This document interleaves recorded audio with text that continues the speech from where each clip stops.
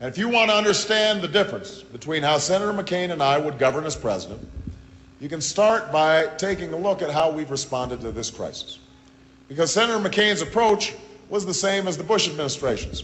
Support ideological policies that made the crisis more likely, do nothing as the crisis hits, and then scramble as the whole thing unravels.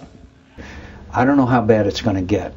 And obviously, the worse it gets, then the more there is a role for government. But I can't come down yet and give you a specific solution because I don't claim to be smart enough. But I do have some confidence in Paulson.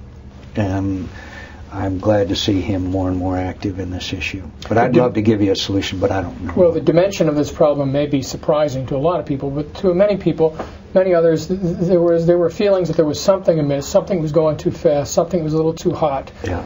Going back several years. Yes. Were you one of them, or, I mean, you're a busy guy, you're looking at a lot of things, maybe subprime mortgages wasn't something you focused on every day. But are you surprised? Yeah, and I was surprised at the dot-com collapse, and I was surprised at other times in our history. I don't know if surprised is the word. S&Ls? What'd you say? The S&Ls. Yeah, the S&L. Is this bigger than that?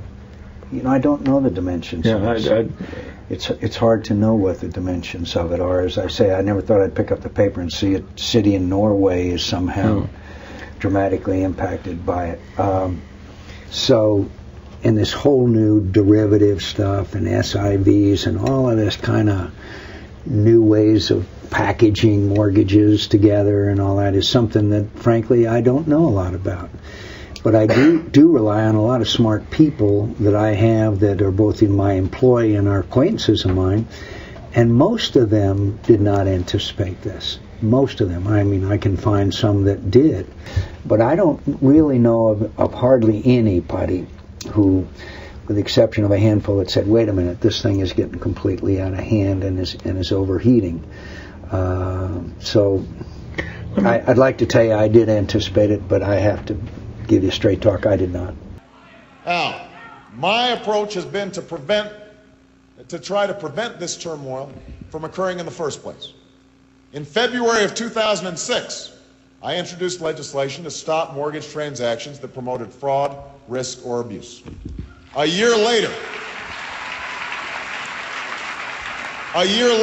before the crisis hit, I warned Secretary Paulson at the Treasury and Chairman Bernanke of the Fed about the risks of mounting foreclosures and urged them to bring together all the stakeholders to find solutions to the subprime mortgage meltdown.